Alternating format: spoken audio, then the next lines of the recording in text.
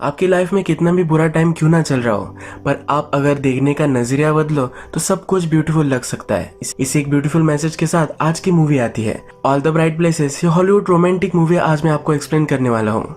ये मूवी इसी नाम के नॉवेल पर बेस्ड है।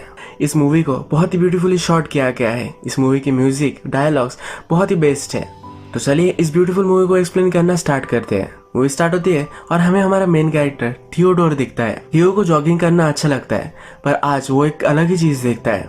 हमारी और एक मेन कैरेक्टर हमें दिखती है जिसका नाम होता है वायलेट। वायलेट ब्रिज पर खड़ी हुई है और अब वो सुसाइड कर सकती है। थियो ये देखता है और वहां से भागते भागते उसके पास आ जाता है। ये उसे दूर से देख नहीं पा रहा था। ये उसके पास आता है और कहता है कि तुम कर क्या रही हो। जब वायलेट मुड़ती है तब थियो उसे पहचानता है। ये दोनों एक ही स्कूल में पढ़ते हैं। वायलेट उसे कहती है कि प्लीज यहाँ से चले जाओ। थियो इसे छोड़कर नहीं जा सकता। कहता है कि ये सही नहीं होगा। अब थियो भी इस ब्रिज पर चढ़ जाता है। वायलेट कहती है कि कर क्या रहे हो, और ये इस ब्रिज पर खेलने लग जाता है। वायलेट को डर लगता है और फिर ये दोनों नीचे आ जाते हैं। नेक्स्ट डे एक दूसरे से फिर से स्कूल में मिलते हैं, पर इन दोनों में ऑकवर्ड साइलेंसेस है। इसके बाद हम देखते हैं कि थियोडोर अपने काउंसिलर के पास आया हुआ है। थियोडोर ने प्रीवियस में किसी से झगड़ा किया था, इसी वजह से उसे काउंसिलर के पास आना पड़ता है। ये काउंसिलर उसके लाइफ के बारे में उससे पूछता है, पर थियोडोर इसे सीरियसली नहीं लेता। उसे नहीं लगता कि ये काउंसिलर उसे किसी भी तरीके से हेल्प कर सकता है। इसके बाद हमें लंच ब्रेक दिखाया जाता है। लंच ब्रेक में वायलेट को उसे मिलने के लिए एक उसका फ्रेंड आता है। ये उसका एक्स बॉयफ्रेंड था। इसके साइंस हमें मूवी में दिखाए गए हैं। वायलेट इसे बात नहीं करना चाहती। थियोडोर भी इसी लंच रूम में होता है। यहाँ पर अपने फ्रेंड से वायलेट के बारे में पूछता है। हमें पता चलता है कि वायलेट की सिस्टर मर गई थी। उसे बहुत ही दुख हो रहा था, इसी वजह से वो ब्रिज पर थी। थियो के फ्रेंड उससे पूछते हैं कि तुम उसमें क्यों इंटरेस्टेड हो। थियो किसी में भी इंटरेस्टेड है, ये बहुत ही अजीब उन्हें लगता है। थियो के दो ही फ्रेंड होते हैं, पर ये उसके बेस्ट फ्रेंड्स होते हैं। थियो भी हंसता है और मानता है कि हाँ ये जरा वियर्ड तो है। शाम घर पर आता है तो उसकी सिस्टर को उसके काउंसलर का ऑलरेडी कॉल आया हुआ होता है। उसकी सिस्टर उसके लिए वरीड होती है। थियो कहता है कि अब से मैं जरा अच्छा से बिहेव करूंगा, मैं इससे डील कर लूंगा। पर सिस्टर उस पर बिलीव नहीं करती। कहती है कि मुझे पता है कि तुम किस तरह से चीजों से डील करते हो। उसकी सिस्टर उसे कहती है कि फ्रिज में तुम्हारे लिए एक्चुअल खाना मैंने बनाया है, ऐसा भी कुछ भी मत खा लेना। और वो अपने जॉब के लिए चली जाती है। थियोडोर की सिस्टर ही उसका सब कुछ ख्याल रखती है। थियो की मदर ज्यादातर बाहर ही रहती है। ये दोनों ब्रदर सिस्टर एक दूसरे से बहुत प्यार करते हैं। थियो के लिए उसकी सिस्टर एक मदर की तरह ही है। रात में वायलेट पेरेंट्स के साथ डिनर कर रही होती है, तभी उसके फादर उससे पूछते हैं कि आज का दिन तुम्हारा कैसा था। हमारे लिए भी ये बहुत ही डिफिकल्ट था। एक्चुअल में ये वही दिन है जब वायलेट की सिस्टर मरी थी। उस इंसिडेंट को 1 साल अब हो चुका है। वायलेट आज बहुत ही अपसेट थी। मदर भी सबको चीयर करने के लिए जिस तरह से हमेशा से केक बनाती थी वैसा फिर से केक बनाती है, पर वायलेट को अभी ये खाना नहीं होता। वो अपसेट होकर वहां से चली जाती है। रात में थियो वायलेट के बारे में इंटरनेट पर सर्च करता है।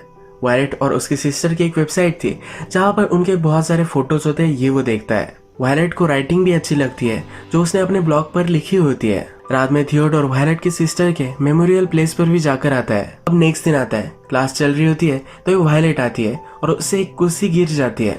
सब लोग उस पर हंसने लग जाते हैं। थियो भी अपनी कुर्सी लेता है और फेंक देता है और सब लोग हंसना बंद कर देते हैं। थियो को सब लोग फ्री की समझते हैं। थियो ने अभी जो किया ये देखकर वायलेट उसकी तरफ देखती है और हंसती है। ये जो क्लास चल रहा है ये ज्योग्राफी का है। इसमें इन सब को असाइनमेंट दिया जाता है। वो जिस जगह पर रह रहे हैं उसके आसपास के सब वंडर्स उन्हें देख कर आने हैं। इनमें से 2 वंडर्स के बारे में इन्हें लिखना है। ये उनका स्कूल प्रोजेक्ट है। इसमें वो पार्टनर भी चूज करते हैं। थियो को यह आइडिया अच्छा लगता है और वायलेट का वो पार्टनर बनना चाहता है। वो वायलेट के पास जाता है और कहता है क्या तुम परफेक्ट डे पर बिलीव करती हो। वायलेट को एक परफेक्ट डे देना चाहता है, पर वायलेट कहती है कि मुझसे सवाल पूछना जरा गलत है। रात में वायलेट अपनी मदर से बात करती है, उसे प्रोजेक्ट नहीं करना। कहती है कि मैंने टीचर को समझाने की कोशिश की, पर उन्होंने कहा कि कब तक तुम घर में ही बैठी रहोगी, तुम्हें जरा बाहर निकलना चाहिए। मदर कहती है कि उन्होंने सही कहा है, तुम्हें ये करना चाहिए। आज रात पार्टी होने वाली है। वायलेट की फ्रेंड ने उसे इनवाइट किया था तो इस पार्टी में चली जाती है। इस पार्टी में वायलेट को फिर से उसका एक्स बॉयफ्रेंड मिलता है। वो उससे कहता है कि चलो कहीं बाहर चलते हैं। वायलेट कहती है कि मुझे जल्द घर जाना है। ये कहता है कि कब तक तुम उस एक्सीडेंट को लेकर अपसेट रहोगी, तुम्हें मूव ऑन कर लेना चाहिए। ये उसे प्रैक्टिकली पुश ही कर रहा होता है। वायलेट उस पर नाराज हो जाती है और चली जाती है। थोड़ी देर में वायलेट को इंस्टाग्राम की एक नोटिफिकेशन आती है। थियो ने उसकी गाना गाते हुए एक वीडियो बनाई होती है और उसमें वो वायलेट को टैग करता है। इस गाने के पहले उसे कहता है कि मुझे कॉल करो, मुझे तुमसे बात करनी है। और ये गाना होता है कि मैं उसे ब्रिज पर मिला, वो सुसाइड करने वाली थी। ये बहुत ही फनी गाना वो बनाता है और उसे बात करने के लिए कहता है। वायलेट गुस्सा हो जाती है और उस पोस्ट को डिलीट करने के लिए थियो को कहती है।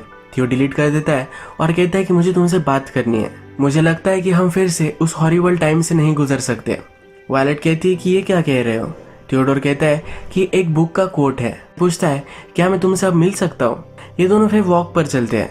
थियो फिर वायलेट से कहता है कि मैंने तुम्हारी वेबसाइट देखी, वो बहुत ही ब्यूटीफुल थी। थियो कहता है कि मुझे पता है कि ब्रिज पर एक्सीडेंट हुआ था। वायलेट कहती है कि तुम्हें वरी करने की कोई भी ज़रूरत नहीं है, मैं अब सुसाइडल नहीं हूँ। थियो हंसता है और कहता है कि मैंने तुम्हारी जान बचाई है। वायलेट कहती है कि ऐसा कुछ भी नहीं है, पर थियो कहता है कि हाँ ऐसा ही है। वायलेट फिर उससे पूछती है कि तुम मुझसे चाहते क्या हो। थियो कहता है कि तुम्हारे साथ मैं प्रोजेक्ट करना चाहता हूँ। वायलेट कहती है कि मुझे इसमें इंटरेस्ट नहीं है। थियो कहता है कि बाहर जाना, लोगों से मिलना तुम्हारे लिए अच्छा हो सकता है। वायलेट बोलती है कि मुझे लोगों से मिलना अच्छा नहीं लग रहा, लोग बहुत ही घटिया होते हैं। थियो कहता है कि सच कह रही हो, पर कुछ लोग सचमुच में तुम्हारा अच्छा भी चाह सकते हैं। यानी कि खुद के बारे में वो कहता है। थियो फिर कहता है कि हमें जाना चाहिए, छोटी छोटी चीजें भी बहुत बड़ा कुछ हमें दे जा सकती है, हमारे लिए एक बड़ा सिग्निफिकेंस क्रिएट कर सकती है। शायद तुम्हें वहां जाकर वो पसंद भी आ जाए। वायलेट कहती कि मुझे पता है कि मुझे वो पसंद नहीं आएगा। वायलेट को डिप्रेस देखकर थियो कहता है कि तुम्हारे लिए मेरे पास एक और बुक का कोट है। इस कोट में होता है कि तुम में 1000 कैपेसिटीज है। थियो वायलेट से कहता है कि अगर तुम्हें लगता भी नहीं कि तुम में 1000 पॉसिबिलिटीज है, पर ये सच है। तुम्हें नहीं लगता कि तुम कुछ एंजॉय कर पाओगे, पर फिर भी बहुत सारी चीजें हैं कि तुमने एक्सपीरियंस नहीं की है। वायलेट कहती है कि मैं टीचर से बात करने वाली हूँ, मैं प्रोजेक्ट नहीं करने वाली, और वहां से चली जाती है। नेक्स्ट डे हम स्कूल में देखते हैं कि वायलेट टीचर से बात करती है, पर टीचर सब चीज के लिए मना कर देते हैं। स्कूल से वापस आते वक्त थियो से वो फिर से मिलती है। थियो फिर से उसे इंसिस्ट करता है। अब वायलेट मान जाती है, कहती कि ठीक है, पर मैं गाड़ी में नहीं बैठने वाली। उसकी सिस्टर की डेथ कार एक्सीडेंट में हुई थी, इसलिए बहुत ही डरती है। थियो भी इसके लिए मान जाता है। ये दोनों फिर बाइसिकल पर निकल पड़ते हैं। रास्ते में थियो पूछता है कि अगर तुम्हें कहीं भी जाना होगा तो तुम कहाँ जाओगी। वायलेट अपनी सिस्टर के साथ कैलिफोर्निया में रह रही थी, वो फिर से वहां जाना चाहती है। थियो कहता है कि मैं कहीं ऐसी जगह जाना चाहता हूँ जहाँ पर पहले कोई भी नहीं गया होगा। थियो फिर जंगल में उसे एक स्पॉट पर लेकर आता है। इन्हें स्कूल प्रोजेक्ट में बताया गया था कि उनके आसपास के इन्हें वंडर्स देखने हैं, पर थियो वायलेट को एक स्टोन के पास लेकर आता है। ये उनकी स्टेट इंडियाना का हाईएस्ट पॉइंट है, पर जंगल में किसी ने पत्थर रख दिया है, इस तरह से लगता है। थियो फिर इस पत्थर पर चढ़ जाता है और वायलेट को भी ऊपर आने के लिए कहता है। उसे पूछता है कि सबसे ऊंची जगह पर आकर तुम्हें कैसा लग रहा है। वायलेट कहती है कि मैंने लाइफ में इससे घटिया चीज नहीं देखी, और ये दोनों हंसने लग जाते हैं। इसके बाद थियो कुछ पेनिस लेता है और वहाँ वो थे इसकी मेमोरीज में इस पेनिस को गाड़ देता है। वायलेट की तरफ वो स्टेयर करने लग जाता है। वायलेट पूछती है ये क्या कर रहे हो। थियो कहता है कि ये एक कॉम्पिटिशन है। ये दोनों एक दूसरे के साथ अब जरा कंफर्टेबल होने लग गए हैं। रात में सिस्टर के साथ जब थियो डिनर कर रहा होता है तो सिस्टर पूछती है कि तुम मुझे जरा अलग लग रहे हो। थियो कहता है कि ऐसा तो कुछ भी नहीं है। वायलेट जब जरा स्टडी कर रही होती है तो थियोडोर के कोट उसे याद आते हैं। ये वो सर्च करती है और उसे मैसेज करती है। ये दोनों अलग अलग कोट एक दूसरे को मैसेज करते हैं। थियो फिर डायरेक्टली वायलेट के घर के बाहर आ जाता है। वो उसे उसके साथ चलने के लिए कहता है। वायलेट मान नहीं रही होती है तो छोटे पत्थर उसके खिड़की पर फेंकने लग जाता है। इसके बाद वो मान जाती है और इसके बाद ये चलते चलते एक सुनसान जगह पर आ जाते हैं। इस जगह पर बहुत सारे वॉल्स है, अलग अलग चीजें इस पर लिखी हुई है। एक वॉल पर लिखा हुआ है कि मैं मरने से पहले, और डॉट्स दिए होते हैं, यानी कि आपको क्या करना है या आगे लिखना होता है। थियो फिर चौक लेता है और लिखता है कि मरने से पहले उसे जागना है, यानी कि वो जिंदा महसूस करना चाहता है। वायलेट लिखती है कि मैं मरने से पहले ब्रेव बनना चाहती हूँ। ये दोनों वहां पर बैठते हैं और वायलेट अपनी सिस्टर के बारे में कहने लग जाती है। वो कहती है कि मेरी सिस्टर भी तुम्हारी तरह बॉसी थी। थियोडोर इस पर हंसता है। ये कहती है कि जब भी मेरा दिन बुरा होता था तो मुझे कहती थी हमारी लाइफ सिर्फ एक मोमेंट है, हम दिन याद नहीं रखते तो ये मोमेंट्स हम याद रखते हैं। इससे हमेशा वायलेट मोटिवेट होती थी और उससे अच्छा लगता था। वायलेट कहती है कि मेरी सिस्टर मेरी एक बेस्ट फ्रेंड थी। उसकी सिस्टर को डिफाइन करता है कि एक बेस्ट फ्रेंड। थियो वायलेट से पूछता है कि तुम्हारे ग्रेवस्टोन पर तुम क्या लिखोगी। वायलेट कहती है कि मैं यहाँ पर थी, यानी कि इस दुनिया में वो थी, ऐसा वो अपने ग्रेवस्टोन पर लिख कर जाना चाहती है। थियो को ये बहुत ही पसंद आता है। थियो उस पर हंसता है और कहता है कि अब मैं तुमसे वो चुरा लूंगा, मैं भी अपने ग्रेवस्टोन पर वही लिखूंगा। इसके बाद हम देखते हैं कि नेक्स्ट दिन वायलेट का मूड जरा अच्छा होता है। वो अपने फादर को भी पैनकेक्स बनाने में हेल्प करती है। नेक्स्ट डे वायलेट जब अपने स्कूल में आती है तो अपने फ्रेंड से कहती है कि वो थियो के साथ प्रोजेक्ट कर रही है। सब लोगों को स्कूल में लगता है कि थियो अजीब है, इसी वजह से उसकी फ्रेंड भी उसे कहती है कि तुम उसके साथ क्यों कर रही हो, वो बहुत ही वायलेंट है। वायलेट कहती है कि ऐसा कुछ भी नहीं है। वायलेट जब अपनी लॉकर चेक कर रही होती है तो उसके लॉकर में एक स्टोन होता है, उसमें लिखा होता है कि अब तुम्हारा टर्न है। थियो उसके पास आता है तो वायलेट पूछती है कि ये क्या है। थियो कहता है कि मैंने तुम्हें कुछ जगहें दिखाई है, तुम भी मेरे साथ और जगह पर आ सकती हो। वायलेट कहती है कि मैंने तुम्हें कहा था कि हम सिर्फ 2 ही जगह देखेंगे। वायलेट यहाँ पर रिजर्व बातें कर रही है तो थियोडोर कहता है कि तुम ऐसा क्यों कर रही हो, तुम जैसा हमेशा मुझसे बात करती हो वैसा क्यों नहीं कर रही। यहाँ पर वायलेट का एक्स बॉयफ्रेंड आ जाता है और कहता है कि इसके साथ तुम क्यों हो। थियो भी यही है तो इन दोनों में झगड़ा होने वाला था, पर थियो अपने आप को रोक लेता है। इसके बाद थियो काउंसिलर के पास हमें दिखाया गया है। काउंसिलर से फिर से पूछता है कि तुम्हारी लाइफ कैसी चल रही है। थियो अपने काउंसिलर से अभी भी बात नहीं कर रहा। काउंसिलर थियो को अपसेट देखकर कहता है कि ग्रुप है जहाँ पर तुम जा सकते हो, वहां पर तुम कुछ भी बोलो तो सब चीजें प्राइवेट रहेगी। इसके बाद हम देखते हैं कि थियो रात में वायलेट के घर के बाहर आता है, वहीं पर वो सो जाता है। सुबह वायलेट के फादर देखते हैं तो उन्हें बहुत ही अजीब लगता है। वायलेट बाहर निकलती है और थियो से पूछती है कि तुम ये कर क्या रहे हो। थियो कहता है कि मैंने एक अमेजिंग जगह ढूंढी है जहाँ पर हम जा सकते हैं, वो बहुत ही दूर है तो वायलेट को कार में आना पड़ेगा। वायलेट इसके लिए स्ट्रिक्टली मना कर देती है। थियो कहते हैं कि मैं बहुत ही स्लो गाड़ी चलाऊंगा, मैं अच्छा ड्राइवर भी हूँ, तुम्हें कभी भी प्रॉब्लम नहीं होगा। पर अभी भी वायलेट उससे मान नहीं रही। उसे कहता है कि कभी ना कभी तुम्हारे फियर को तुम्हें कॉन्कर करना ही पड़ेगा। वो अपनी गाड़ी की चाबी फेंक देता है और कहता है कि सिर्फ तुम गाड़ी में आकर बैठ जाओ, मैं तुम्हें फोर्स नहीं करने वाला। वायलेट के मदर फादर बाहर आते हैं और पूछते हैं कि क्या हो रहा है।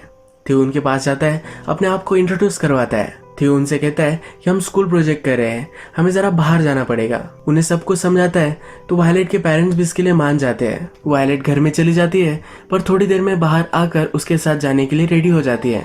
यहाँ हमें दिखता है कि थियो अब अपनी कीज ढूंढ रहा है। फ्लो में उसने फेंक तो दी थी पर उसे मिल नहीं रही।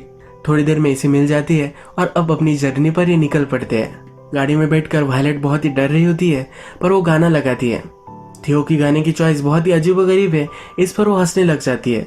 जरा आप कंफर्टेबल महसूस करती है। आगे गाड़ी में चलते हैं तो वायलेट को फिर से उसकी सिस्टर की याद आती है। वो कहती है कि जो भी हुआ था ये बहुत ही सडन हुआ था, मुझे डायरेक्टली हॉस्पिटल में ही पता चला कि मेरी सिस्टर गुजर चुकी है। थियो भी वायलेट को सहारा देता है। थियो फिर उसे उस जगह पर लेकर आता है। ये एक छोटा सा रोलर कोस्टर होता है। ये देखकर वायलेट उस पर बहुत ही हंसती है।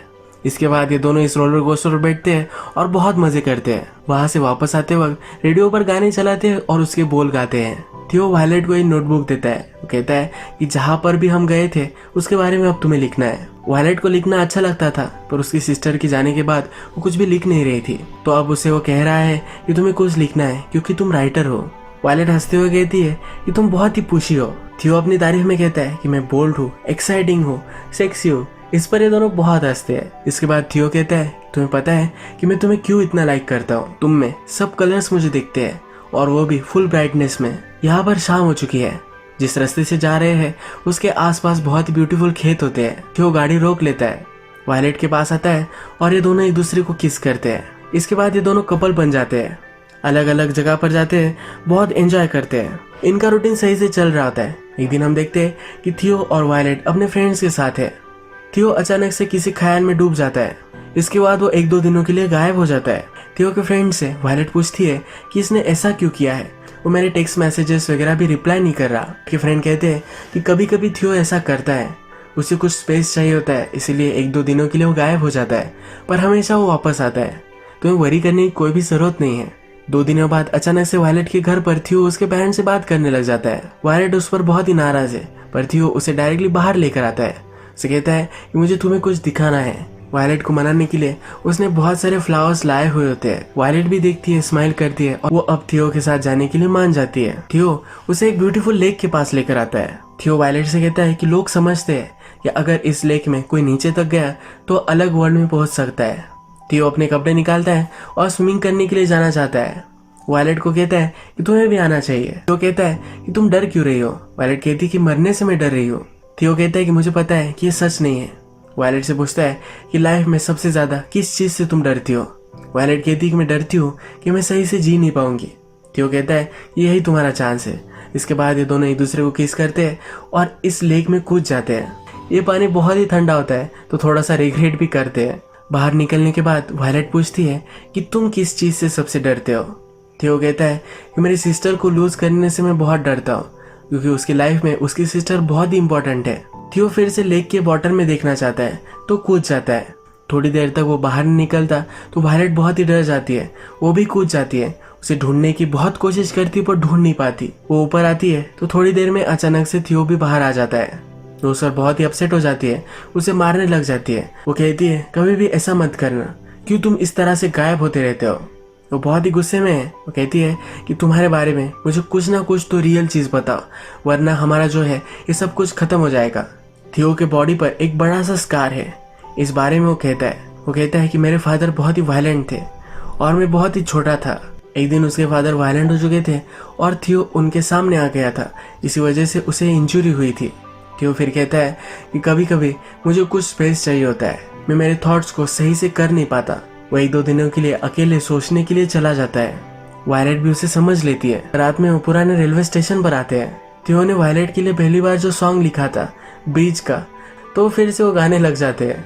ये दोनों एक दूसरे के पास आ जाते हैं और इंटीमेट हो जाते हैं। इन्हें घर वापस जाना था पर रात भर यही सो गए होते हैं। सुबह होने पर जल्दी से घर पहुंचते हैं। वायलेट की मदर एंड फादर बहुत ही अपसेट है। वायलेट अंदर जाती है और थियो ने समझाता है कि ये सब मेरी गलती थी, ये मेरी वजह से हुआ था, वायलेट को प्लीज कुछ भी मत बोलना। थियो घर पर आता है और वायलेट के पेरेंट्स उस पर अपसेट होंगे, इसी वजह से वो बहुत ही अपसेट हो जाता है। सब चीजें वो फेंकने लगता है। नेक्स्ट डे स्कूल में हम देखते हैं कि वायलेट का एक्स बॉयफ्रेंड फिर से उसे बात कर रहा होता है। यहाँ पर थियो आता है तो एक्स बॉयफ्रेंड कहता है इस फ्रीक के साथ तुम क्यों रहना चाहती हो। थियो पहले ही अपसेट था, उसे उसने फ्रीक बुलाया है। इस पर इन दोनों का झगड़ा हो जाता है। थियो अपना गुस्सा कंट्रोल नहीं कर पाता। वायलेट बहुत ही चिल्लाती है, तब उसे वो जाने देता है। थियो डायरेक्टली स्कूल छोड़कर घर आ जाता है। नेक्स्ट सीन में हम देखते हैं कि थियो का फ्रेंड और वायलेट एक दूसरे से बात कर रहे हैं। थियो का फ्रेंड थियो को रोकने की कोशिश कर रहा था तो इसे भी थोड़ा सा लग गया था। थियो का फ्रेंड वायलेट से कहता है कि अगर तुम थियो के साथ रहना चाहती हो तो ये सब चीजें तुम्हें इग्नोर करनी पड़ेगी। वो दिल का बहुत ही अच्छा लड़का है, उसके साथ रहना बहुत ही डिफिकल्ट है। वायलेट पूछती है कि फिर तुम क्यों उसके फ्रेंड हो। थियो का फ्रेंड कहता है कि बचपन से हम एक दूसरे के बेस्ट फ्रेंड्स हैं और मैं उसे एज अ फ्रेंड बहुत प्यार करता हूँ। थियो अपने कॉल नहीं उठा रहा, टेक्स्ट मैसेज की भी रिप्लाई नहीं कर रहा। वायलेट डिस्टर्ब होती है और उसके घर पर आ जाती है। थियो की सिस्टर से वो बात करती है, जो भी हुआ था ये सिस्टर को बताती है। सिस्टर भी वरी करने लग जाती है। इसके बाद हम देखते हैं कि थियो सपोर्ट ग्रुप में आया है। उसके काउंसिलर ने उसे कहा था कि वही सपोर्ट ग्रुप है। थोड़ी देर में इसी सपोर्ट ग्रुप में वायलेट की फ्रेंड भी उसे दिखती है। वायलेट की फ्रेंड को भी सुसाइडल थॉट्स आते थे, इसी वजह से इस ग्रुप को उसने ज्वाइन किया है। वो अपनी स्टोरी सबको सुनाती है। थियो को भी कहा जाता है। थियो अपनी प्रॉब्लम में कहता है कि वो कभी कभी बहुत ही गुस्से में आ जाता है। वो फिर क्या करता है उसे समझ में नहीं आता। इसके बाद थियो उसकी सिस्टर जहाँ काम करती है वहाँ उससे मिलने के लिए आता है। थियो उसकी सिस्टर से पूछता है कि हमारे फादर क्या कभी ठीक थे, वो बहुत ही वायलेंट थे, इन्हें बहुत मारते थे, यही उनकी मेमोरी इनके माइंड में है। सिस्टर बड़ी है तो थियो पूछ रहा होता है कि क्या कभी उनकी हैप्पी मेमोरीज हमारे पास है। सिस्टर कहती है कि हमारे फादर बहुत ही घटिया आदमी थे, उन्होंने अगर कुछ अच्छी चीज की भी हुई होगी पर फिर भी वो हमें बहुत मारते थे, इसी वजह से हम उसे याद नहीं कर पाएंगे। थियो पूछता है कि क्या ऐसी कुछ चीज थी जिससे हमारे फादर बदल सकते थे, वो फिर से सही से लाइफ जी सकते थे। थियो को लगता है उसकी और उसके फादर में बहुत ही सिमिलरिटीज है, वो अपने फादर में अपने आप को ही देखता है। सिस्टर कहती है कि मुझे नहीं लगता कि वो बदल सकते थे, वो एक घटिया आदमी थे। थियोडोर बिलीव करने लग जाता है कि वो भी कभी बदल नहीं पाएगा। वो घर पर आता है और वह वायलेट है। थियो अपसेट था, इसी वजह से उसने अपनी रूम सब तबाह कर दी थी। इसके बारे में वायलेट उससे पूछती है। थियो कहता है कभी कभी मुझे बहुत ही ख्याल आते रहते हैं, इन्हें मैं कंट्रोल करने की कोशिश करता हूँ पर ये कंट्रोल नहीं हो रहे।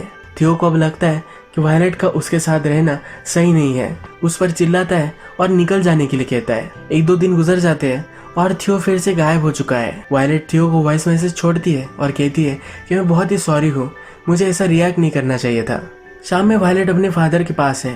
वो अपने फादर को बताती है कि किस तरह से वो और थियो पहली बार मिले थे। उसके फादर उसके लिए वरी करते हैं। वायलेट कहती है कि तब मुझे जैसा लग रहा था अब वैसा मुझे नहीं लगता।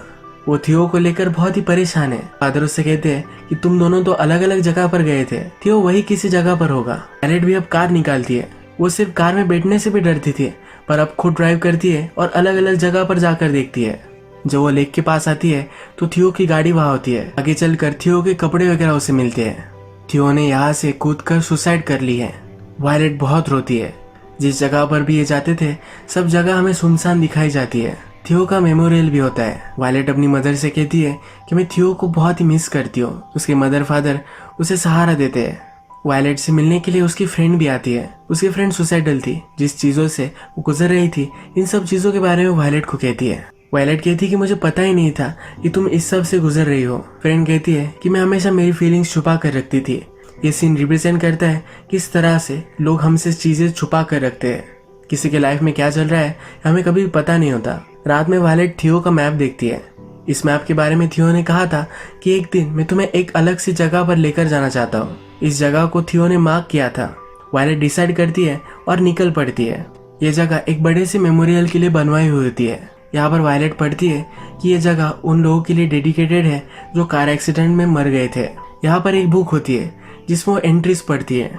इस एंट्रीज में थियो ने लिखा होता है कि मैं यहाँ था, यानी कि इस वर्ल्ड में वो था। वो जब मूवी के फर्स्ट में बात कर रहे थे तो वायलेट ने कहा था कि मैं अपने ग्रेवस्टोन पर लिखूंगी कि मैं यहाँ थी।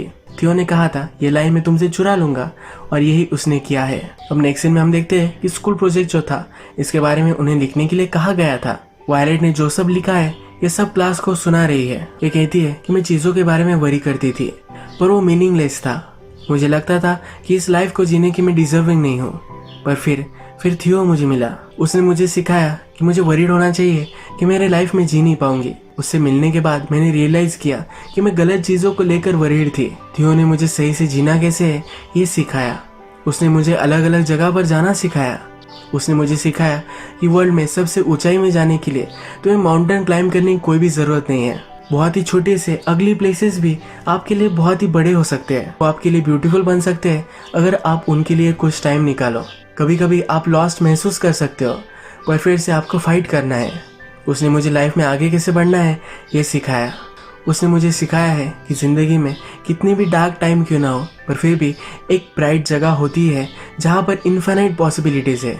इसके पैरेलल सीन्स में हमें वायलेट खुश दिखाई देती है। थियो जिस तरह से चाहता था कि वायलेट अपनी लाइफ जिए, उस तरह से वो जी रही है। मूवी के सब मैसेजेस इसी वायलेट्स के डायलॉग में हमें पता चल जाते हैं।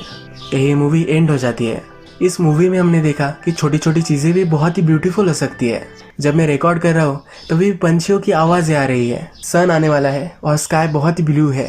ये आज के दिन का सबसे ब्यूटीफुल मोमेंट है। आज की वीडियो हम यही खत्म करते हैं। अगर आपको ये वीडियो अच्छा लगा तो प्लीज़ इस वीडियो को लाइक कर दीजिएगा। मैं बहुत सारी इस तरह की मूवीज़ लेकर आता रहता हूँ, तो प्लीज़ इस चैनल को सब्सक्राइब कर दीजिए और बेल नोटिफिकेशन आइकन दबाने में मत भूलिए। हम फिर से मिलेंगे और एक नई मूवी के साथ। तब तक के लिए थैंक यू, और आप अपने आप का ख्याल रखिए। शायद आप इस बर्ड को सुन सकते हो।